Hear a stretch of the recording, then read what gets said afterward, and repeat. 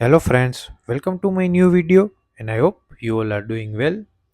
From 1st July 2025 income tax and GST के regarding काफ़ी नए चेंजेस आ रहे हैं। तो इस वीडियो में मैं आपको बताऊंगा कि क्या नए चेंजेस आए हैं।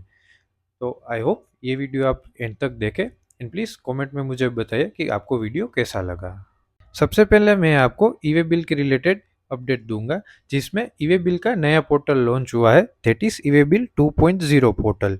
एज पर एडवाइजरी ऑन जून 16 यहाँ पर हमें बताया गया है कि ईवे बिल का एक नया पोर्टल आया है, जिसकी लिंक यहाँ पर हमें एडवाइजरी में दी गई है।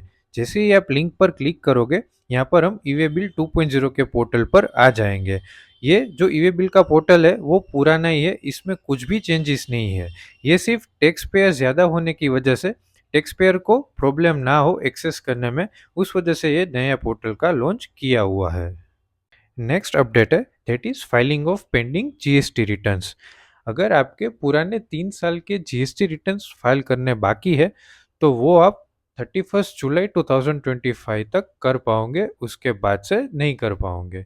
फॉर एग्जांपल, आपके जून 2022 के रिटर्न्स बाकी है तो वो आप 31 जुलाई 2025 तक कर पाओगे। उसके पहले के रिटर्न जो पेंडिंग है वो आप अभी से फाइल नहीं कर पाओगे।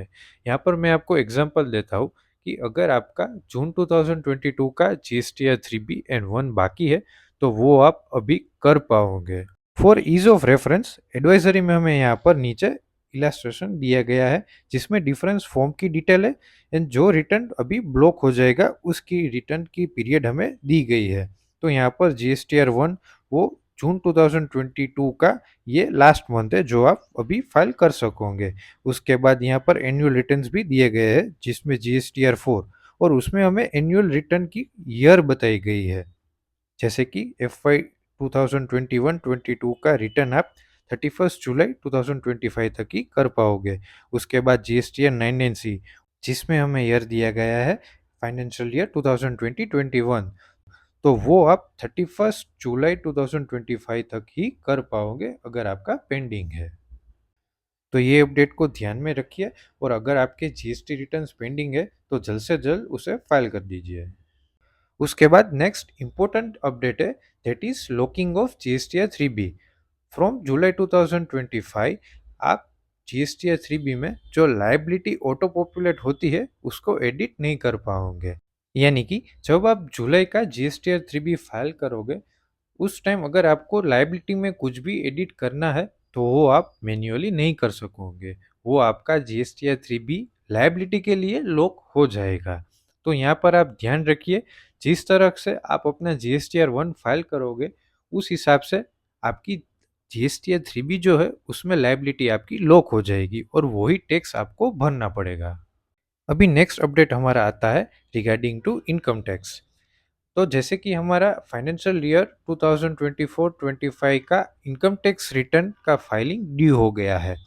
यहाँ पर हमारा इनकम टैक्स का ड्यू डेट होता है 31 जुलाई 2025, जिसको अभी एक्सटेंड करके 15 सितंबर 2025 किया गया है due to updation of utility. अभी जो ड्यू डेट एक्सटेंड हुई है वो only for filing income tax return हुई है। यानी कि आपका अगर कोई भी टैक्स लाइबिलिटी बनता है टुवर्ड्स द गवर्नमेंट तो वो आपको जल्द से जल्द पे कर देना है, वरना उसके ऊपर जो गवर्नमेंट इंटरेस्ट चार्ज करती है वो चार्ज करती ही रहेगी। यानी कि आपका एडवांस टैक्स ड्यू हो गया है और रेगुलर रिटर्न के रिलेटेड आपको कोई भी टैक्स भरना आ गया है तो वो आपको जल्द ही भर देना है, वरना उसके ऊपर इंटरेस्ट तो ड्यू होता ही रहेगा और वो अमाउंट बढ़ती रहेगी। Next update for the income tax ये है कि अगर आपको पैन कार्ड अप्लाई करना है तो उसके लिए 1 जुलाई 2025 से आधार कार्ड होना कंपलसरी है। यानी कि अगर आप अपना पैन कार्ड अप्लाई करने के लिए जाओगे तो आपका आधार कार्ड होना कंपलसरी है, उसके बिना आपका पैन कार्ड अप्लाई नहीं होगा। आई होप ये अपडेट्स आपको समझ में आए होंगे एंड अगर आपको कुछ भी क्वेरी है तो आप मुझे मेल भी कर सकते हो। एंड अगर ये वीडियो आपको अच्छा लगा है तो please like, share and subscribe.